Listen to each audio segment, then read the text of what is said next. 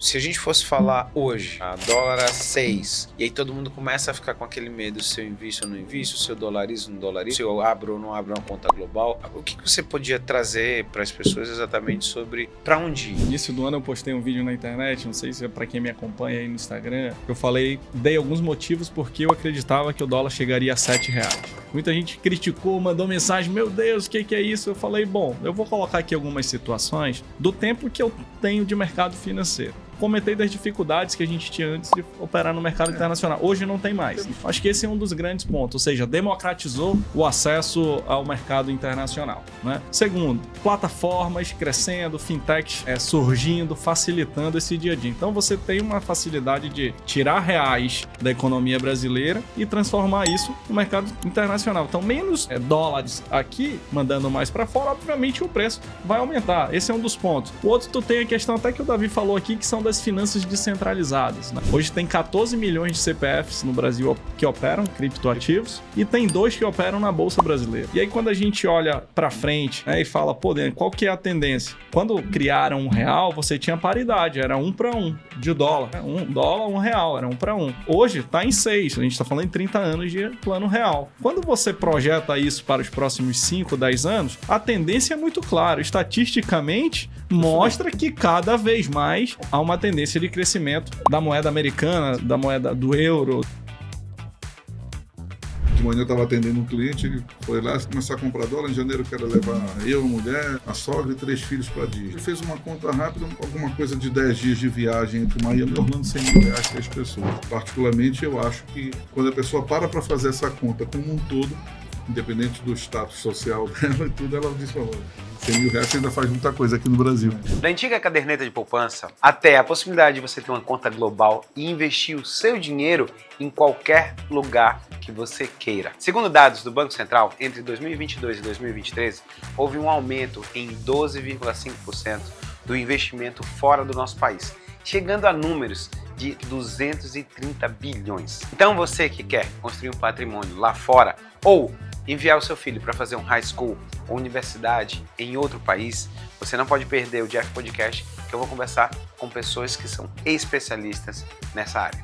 Para falar sobre esse assunto, eu trouxe o Davi Bezecri, que ele é administrador com especialidade em atividade financeira. Ele está à frente do grupo do Câmbio Cortês e tem mais de 30 anos na área financeira e vai falar sobre todo esse investimento global.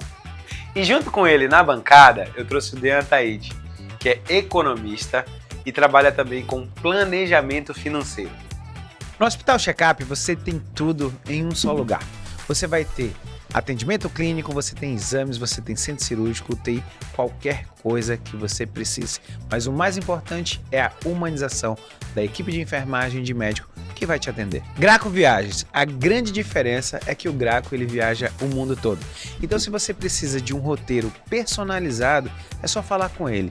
Então você vai imaginar que você vai fazer algo que é diferente que todo mundo faz. Graco Viagens é a melhor opção. Você já sabe que o seu carro perde em média 10% do valor quando você tira da loja. Na IBCar Carro de Aluguel, você não tem essa preocupação. E outra coisa, quando for no começo do ano, IPVA e seguro, tô nem preocupado com isso. Então, desapega. IBCar Carro de Aluguel.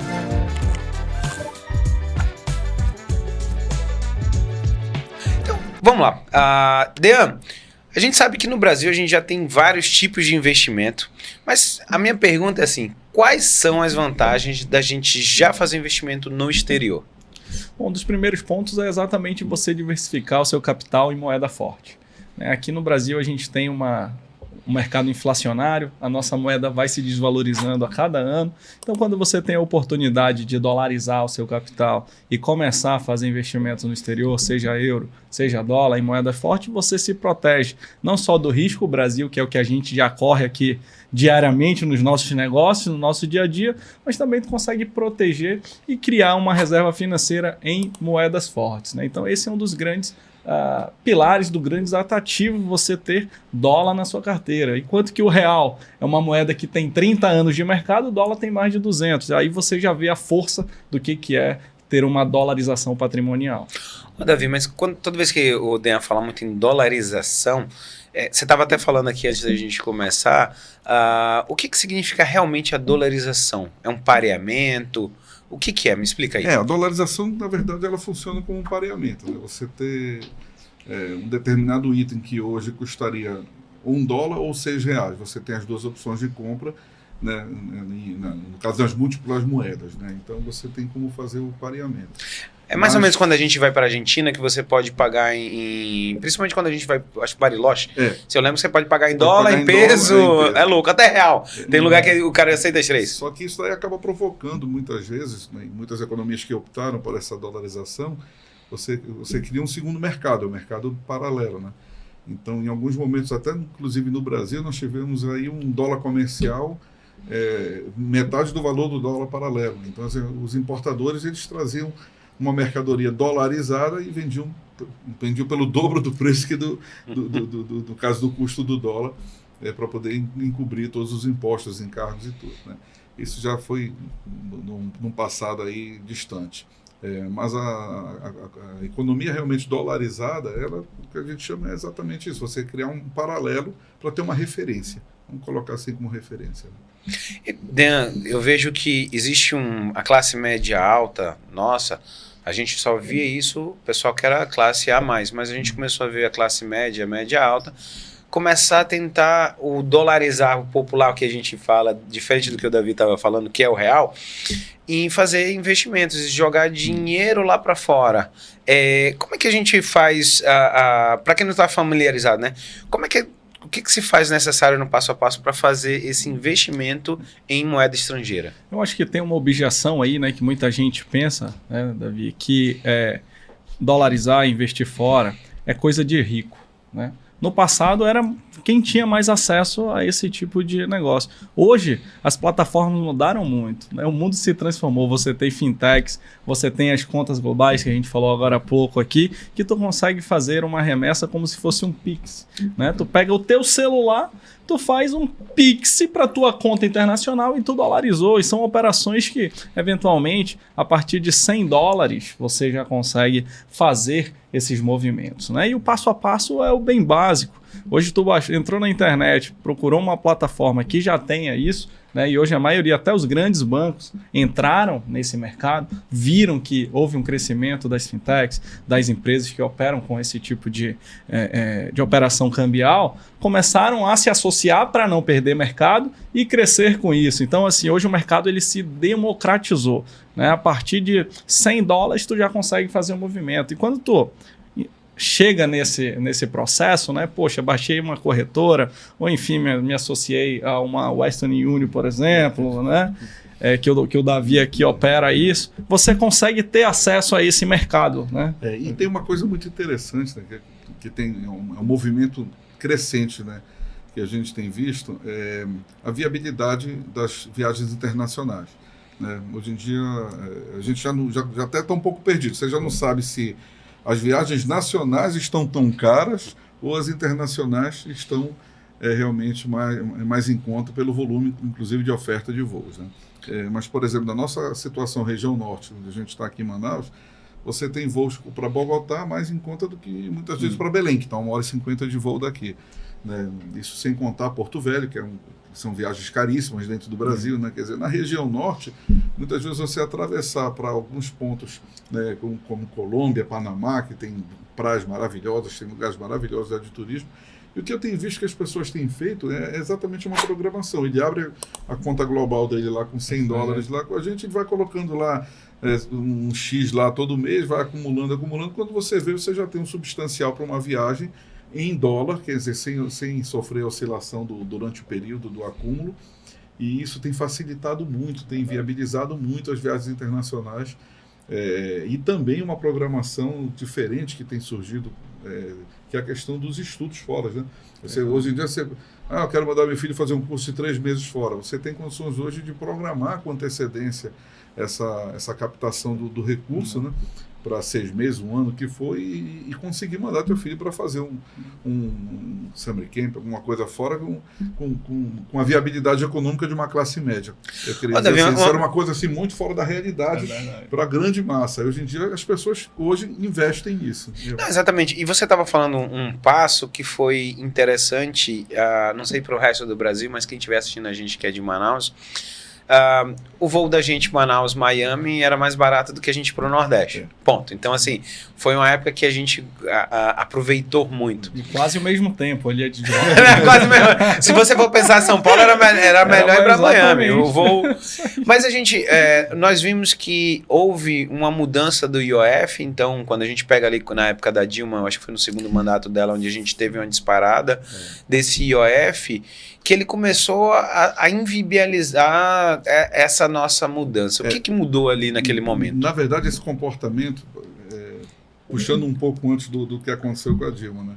O dólar na casa de R$2 e R$3, ele foi um momento muito propício para viagens e compras também no exterior, porque a indústria nacional, ela ainda um pouco fora dos valores, ela era um pouco mais cara para você comprar o produto nacional do que você comprar o produto exportado. Então você vê as pessoas virem de viagem com aquelas malas abarrotadas de roupa, de eletrodomésticos, de eletroeletrônico, então, que era uma disparidade muito grande de preço. Faziam enxoval lá fora. Fazia enxoval fora e tudo, porque realmente o dólar, ele comportava essa realidade. Aí as pessoas viajavam muito com dinheiro físico.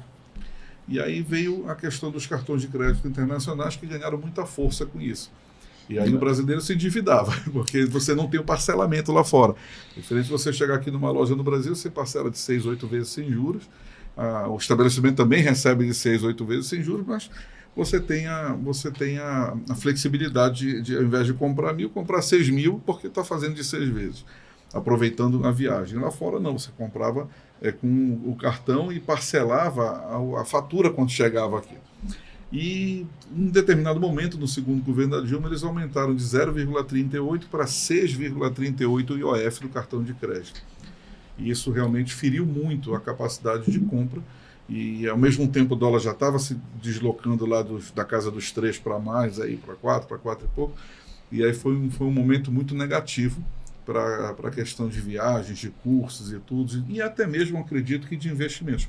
Olha, nós tínhamos uma gama muito grande de clientes que fizeram, de alguma forma, uma segunda opção de casa e tudo, compraram casas na Flórida e tudo, era uma coisa muito comum. Você dava aí um sinal de 10% durante a construção, mais 10% financiava 80%.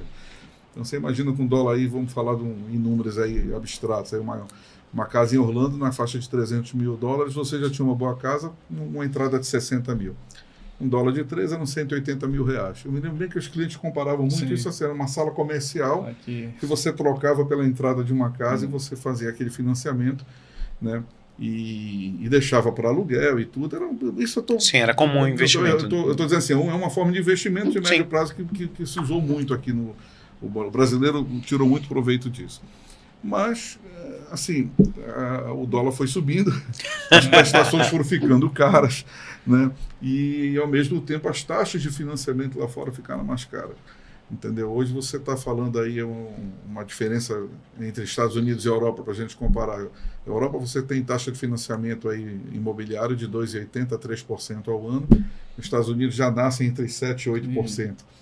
Entendeu? Então, você já fica para fazer uma conta de 10 anos, de 15 anos de médio e longo prazo, você já faz contas, já não vê isso como um investimento. E fora a desvalorização cambial do real frente às outras moedas, né, Davi? Porque eu digo o seguinte, quando o governo brasileiro não faz a parte dele, né, os outros países agradecem. Então, esse movimento que a gente está vendo agora recente, de apreciação do dólar, é exatamente o risco que todo mundo está correndo dentro da economia brasileira.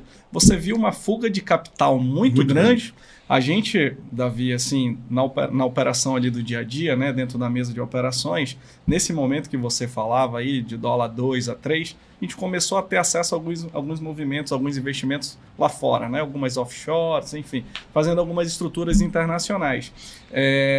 E aí, Logo em seguida começou a disparada, dólar subindo, se valorizando. Quem mandou recurso para lá ficou feliz. Quem perdeu o time falou, não, agora o dólar está muito caro, está 5 dólar hoje. A gente já está a 6, né? E aí você começa a olhar o histórico, né? Você começa a olhar o histórico e fala, poxa, há uma tendência de fato de uma fuga de capital. Né? Então a liquidez lá vai crescendo porque lá você tem segurança, você tem a regra do jogo muito mais clara, né? Você consegue fazer bons investimentos e ter excelentes rentabilidades no mercado internacional. Eu digo aqui, por exemplo, esse ano, o mercado americano, né? Eu que sou do mercado financeiro, pega a Nasdaq subindo quase 40%, o S&P 500, o índice que mede o desempenho das 500 maiores empresas americanas, subindo já 30%. Né? Então, empresas, por exemplo, que criaram um valor de mercado gigantesco, como Nvidia, Apple, Microsoft, enfim, a própria Tesla agora, que o Elon Musk está colado no Donald Trump, cresceu muito, exatamente. Então, assim, é um outro mercado, né, Davi? E o que você está falando, antigamente era um acesso ao quê? Aos grandes investidores.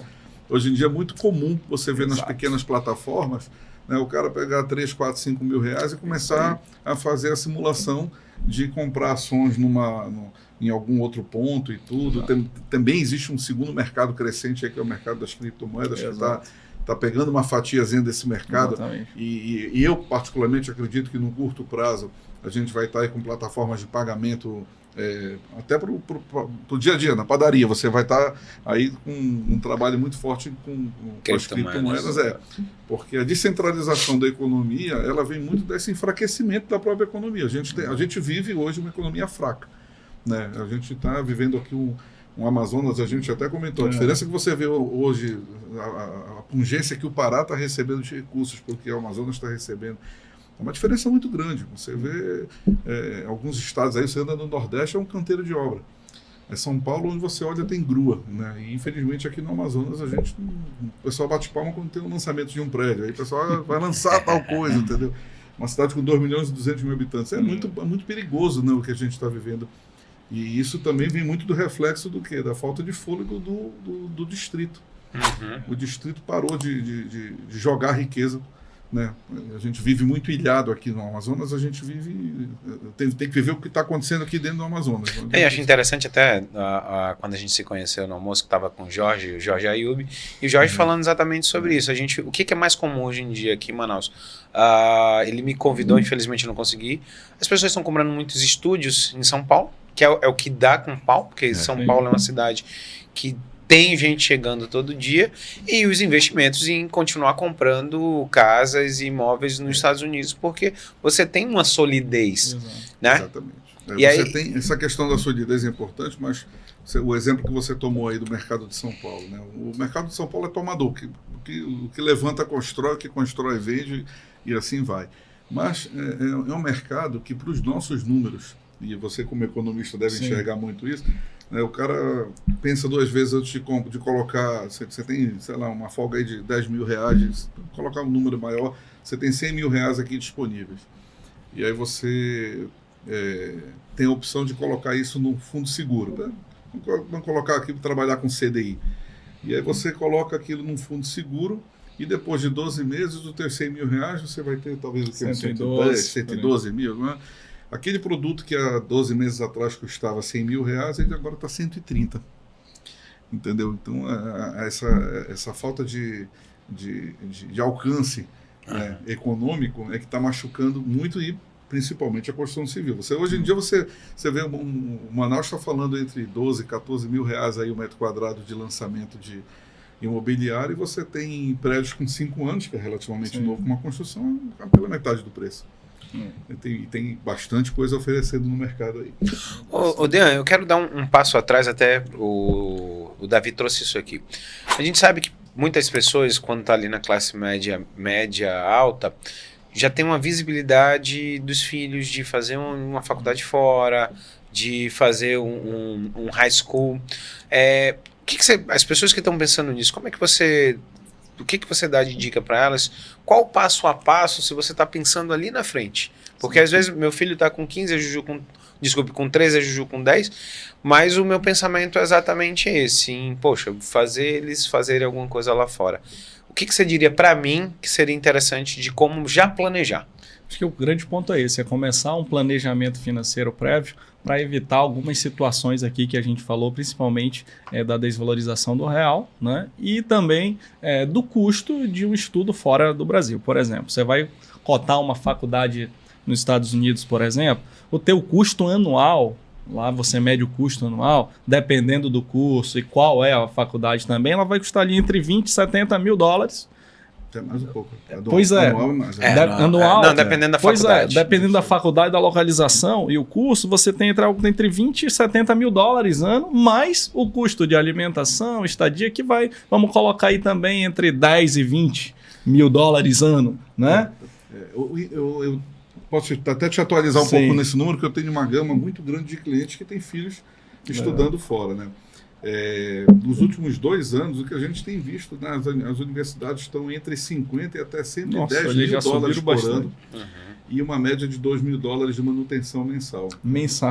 Tá, entre o dormitório e alimentação e tudo, entendeu? Porque houve realmente uma correção nos Estados Unidos, né, de valores de custo de vida nos últimos 2 anos. Sim. E, inclusive, infelizmente, a gente vê alguns pais trazendo filhos no meio do curso, porque você imagina, 4 anos atrás, vamos trabalhar de 4 anos para trás. Você está mandando teu filho para um high school para ele preparar para entrar numa faculdade, para fazer alguma coisa. Você estava com dólar de 4 e alguma coisa, né? E aí você tinha um custo de 50 mil dólares ano. Então você tinha uma programação de 200 mil reais para a faculdade anual daquele menino. Hoje essa mesma faculdade corrigiu de 50 para 70, 80 e o dólar de 6. E aí a gente saiu de 200 para 400 num piscar de olhos aí. Então, se você não tem essa programação financeira antecipada, entendeu? Preferencialmente dolarizada, para poder alcançar o teu objetivo, entendeu? Você tem que ter um fôlego muito grande. E eu tenho até alguns casos, na verdade, em que a gente começou nesse momento, né? Eu lembro de um cliente me procurar, meu filho daqui a 10 anos está indo, isso era algo como 2010, mais ou menos, e a gente precisa fazer um planejamento para ele. Falei, pô, legal, vamos fazer. E nós fizemos ali uma carteira de investimento em reais, até porque naquele momento, Davi, era muito difícil você fazer uma operação de câmbio. Eu lembro porque eu era head das operações de câmbio, então era muito documento. Você tinha que comprovar para o Banco Central de onde vinham os recursos, uma série de legislação. Pois é, uma série de legislação assim mais complicada. E aí, depois de um tempo, no meio desse planejamento, veio o Lava Jato, aí preocupou ainda mais. As operações cambiais eram um olhar muito mais atento, todo o câmbio que a gente fechava, né? Então era chato, era demorado.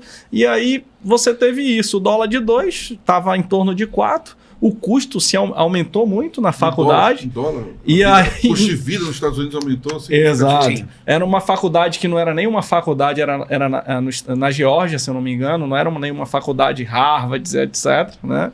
Não eram as grandes ali, mas no meio do caminho teve uma preocupação financeira. Tivemos que resgatar tudo, liquidou outro tipo de investimento para poder ajudar, vendeu partes do negócio dele, da empresa, para poder financiar, investir na carreira do filho, que já estava lá, já estava na metade do curso, tinha que concluir, né? Então, assim, hoje não. Hoje a gente tem essa facilidade, por exemplo, de abrir uma conta e todo mês ir fazendo o preço médio. E, Davi, eu recebo diariamente a pergunta, Dean, tô indo viajar daqui a 2 anos, o que tu acha que vai acontecer com o dólar? Tu pega a bola de...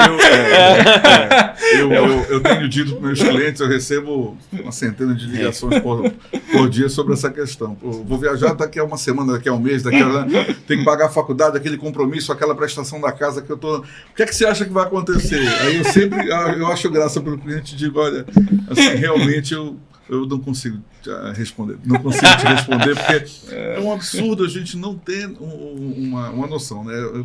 Eu vendo...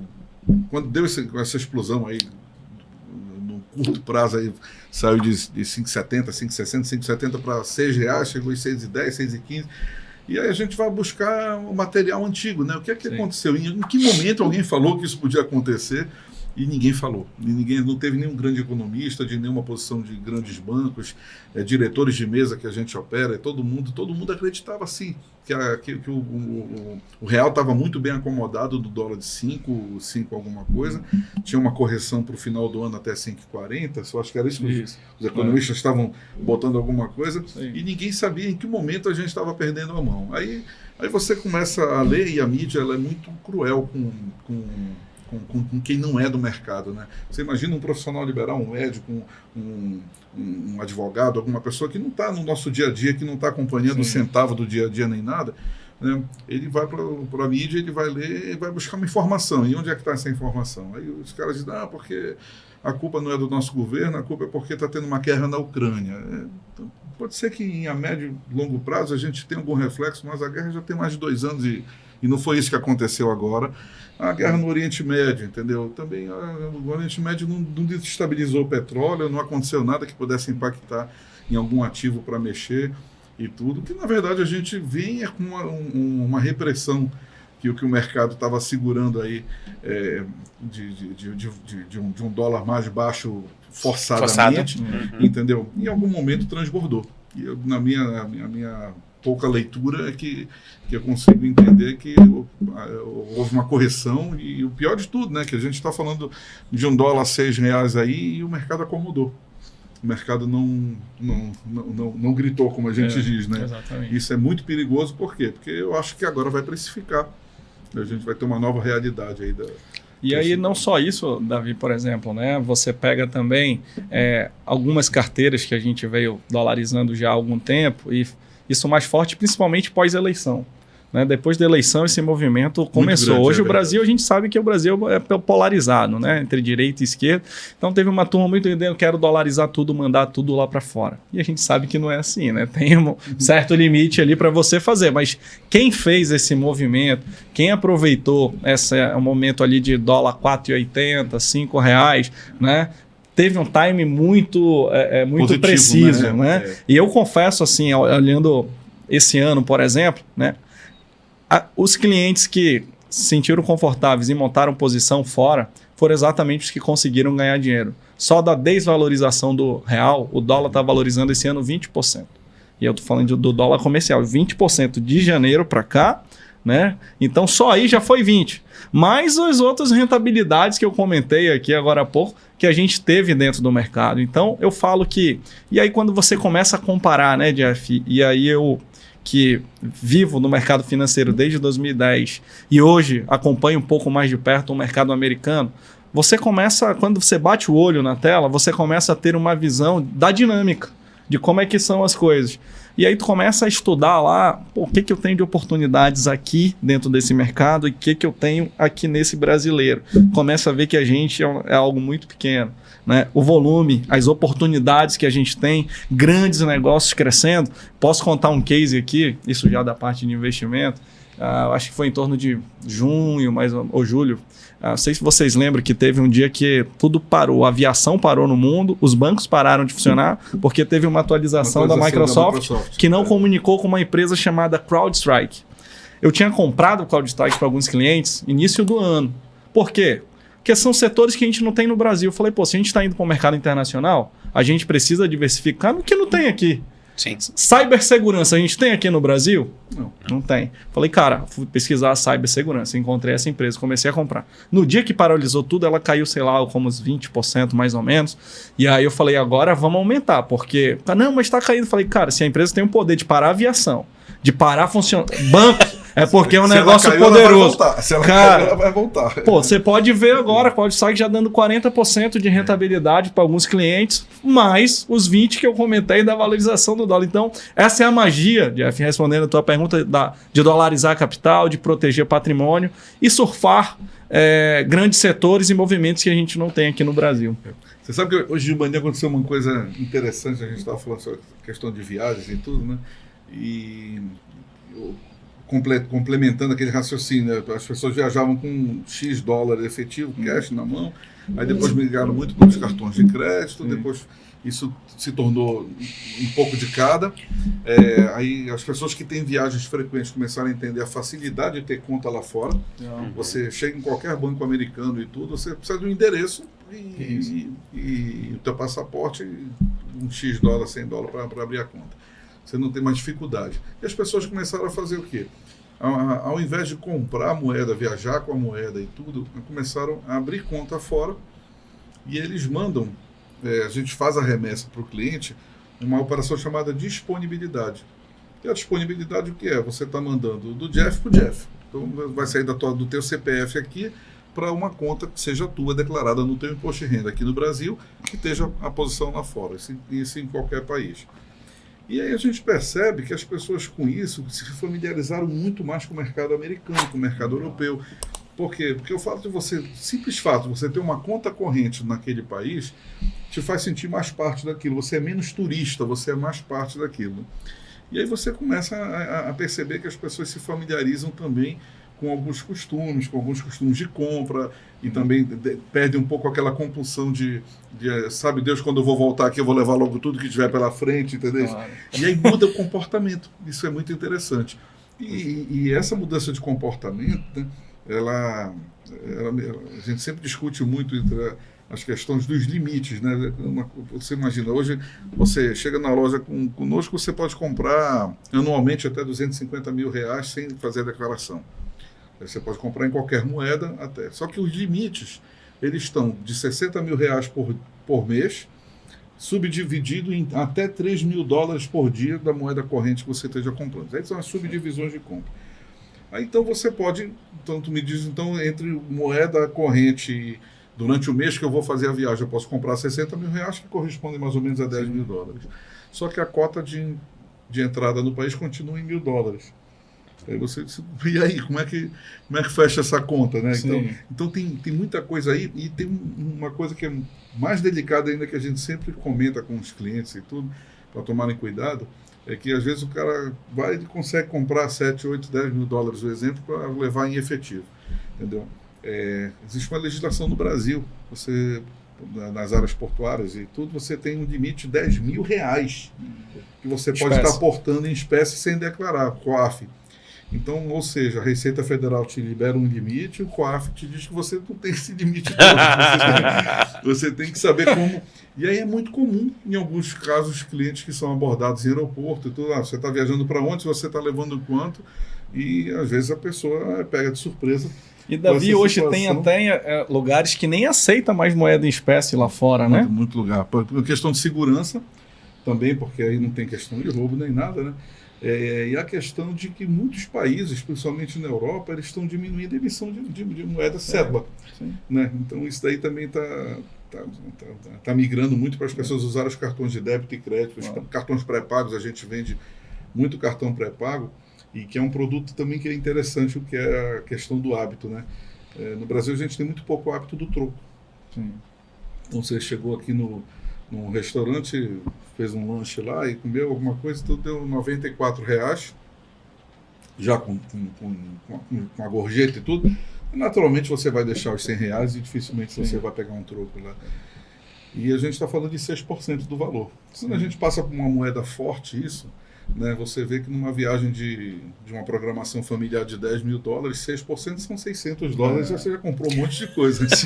Então, quando o brasileiro, por hábito, ele viaja com papel, moeda e tudo, ele não guarda as moedas de troco. Você imagina a Europa. A Europa, tudo é troco em moeda. Tudo você tem, vai juntando. No final de 10, 15, 20 dias de viagem, você teve um valor significativo ali que ficou em moedas que você não operou. E isso em percentual, para quem faz a conta na ponta do lápis e tudo, isso é significativo. E mostra muito a questão do comportamento de usar o cartão.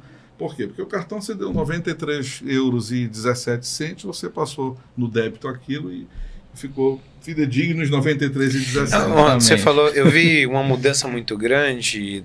Ano passado eu fui para Orlando, Disney, com os meninos, e eu vi muito isso, que antigamente a preocupação da gente era trocar dólar, levava dólar em mão, E só que a todo momento eu ficava pensando assim, falava assim, e olha lá atrás, eu falava assim, mas para que eu vou levar em mão se eu tenho um cartão? Quando veio o IOF, pum, aumentou o IOF, eu falei, agora eu já entendi porque o jogo é outro.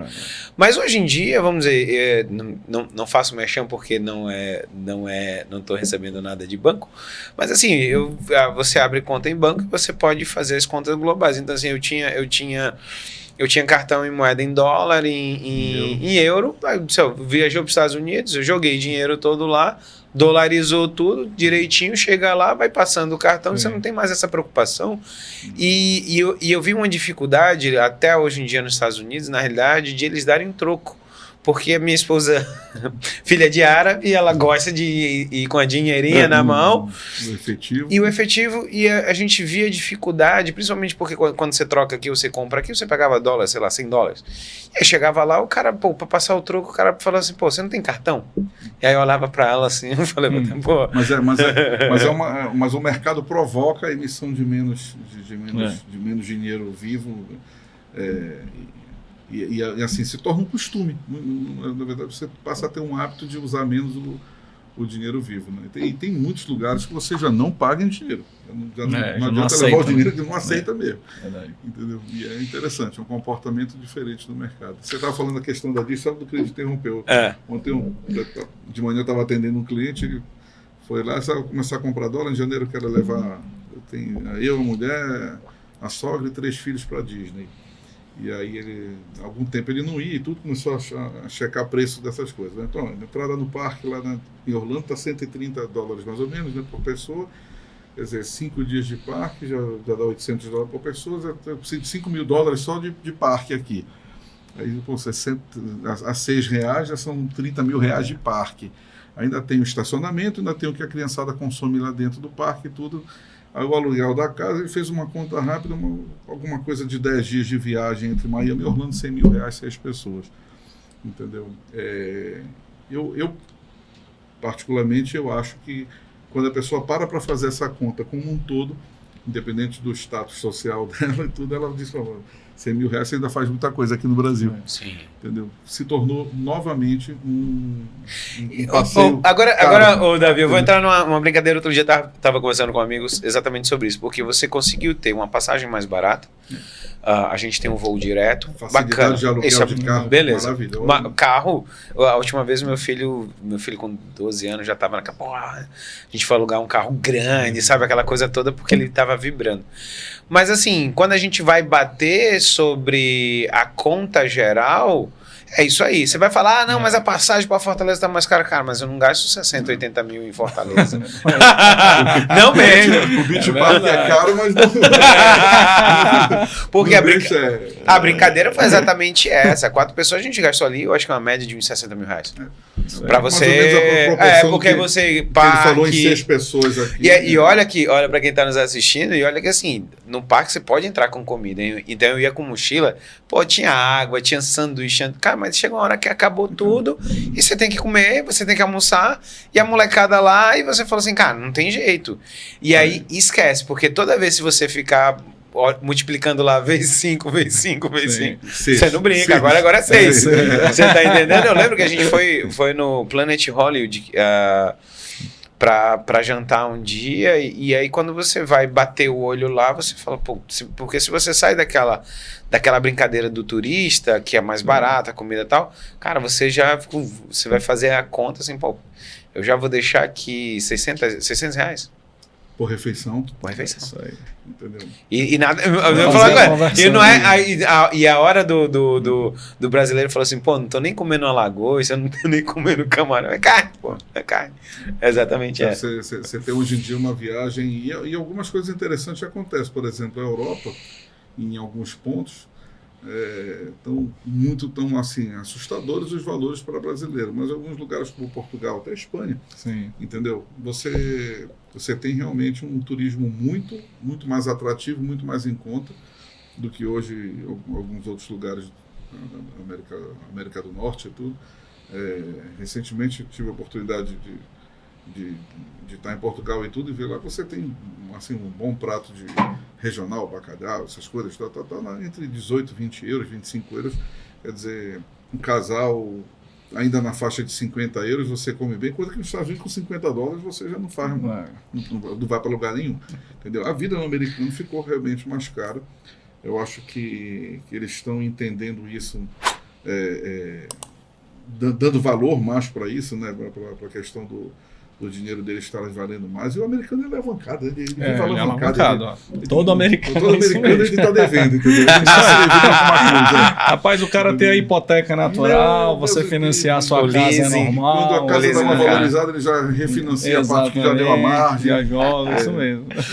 Ô, Dean, eu queria só que você falasse um pouquinho assim, se a gente fosse falar hoje, a dólar a 6, e aí todo mundo começa a ficar com aquele medo, se eu invisto ou não invisto, se eu dolarizo ou não dolarizo, se eu abro ou não abro uma conta global, o que você podia trazer para as pessoas exatamente sobre para onde ir com essa... Rapaz, Jeff, eu vou dizer que início do ano, agora desse ano, a gente está em 2024, no início do ano eu postei um vídeo na internet, não sei se é para quem me acompanha aí no Instagram, no YouTube, eu dei alguns motivos porque eu acreditava que o dólar chegaria a R$7, né? E muita gente, isso era dólar, sei lá, 5,10 mais ou menos.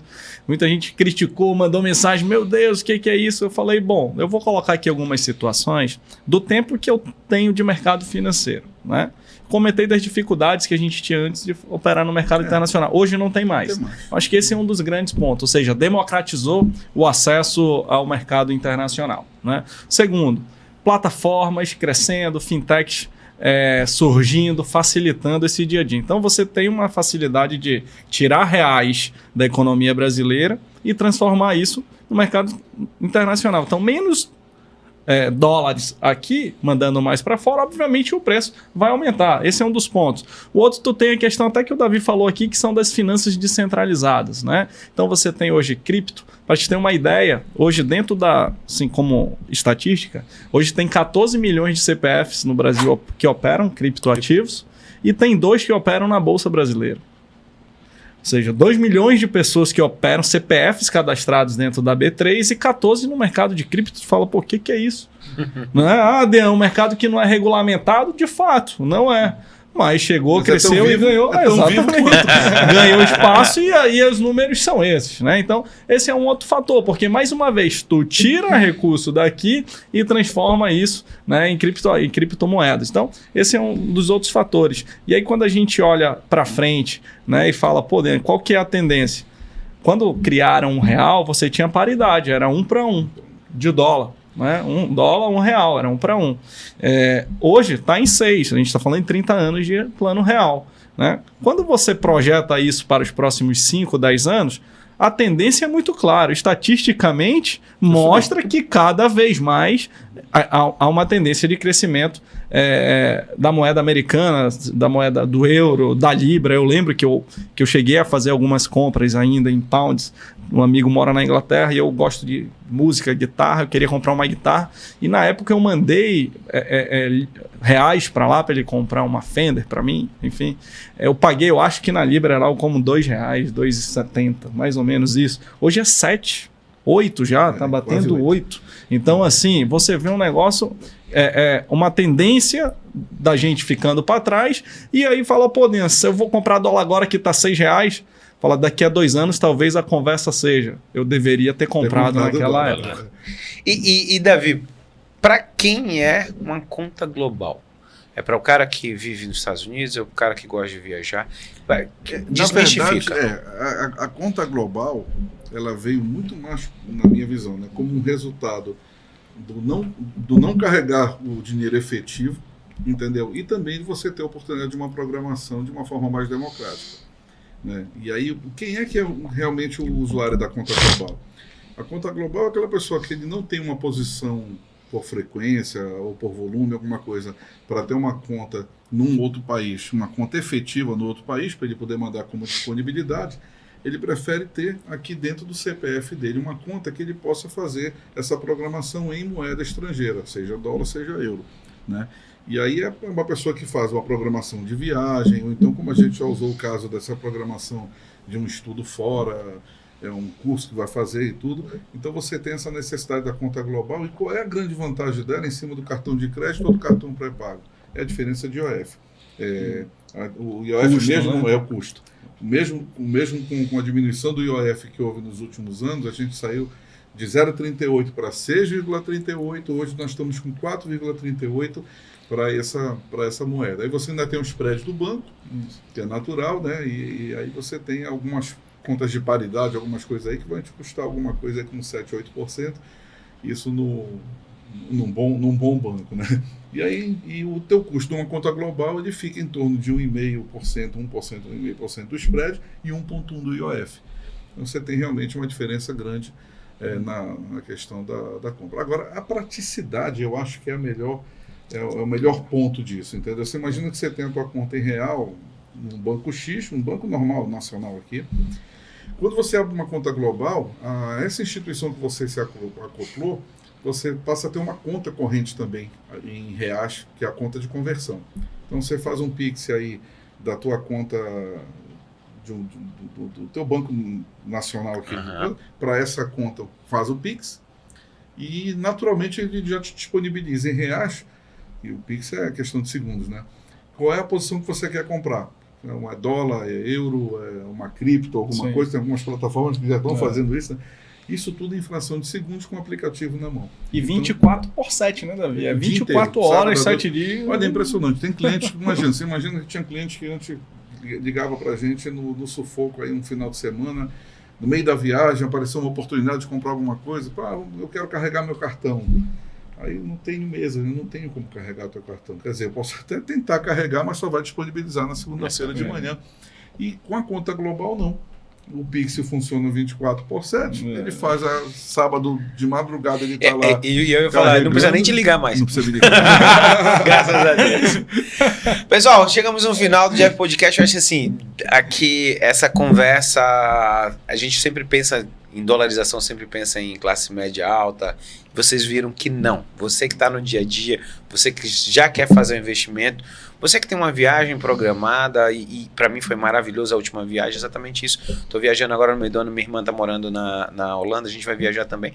Tudo muito mais fácil, não ligo mais para ninguém, o Davi não precisa se preocupar mais, porque a gente... Mas é um prazer, sim. Eu atendo os clientes também no sábado, domingo, no dia que for. Mas alivia, né, meu amigo? Mas o problema é que a gente atende, mas muitas vezes não consegue resolver, né?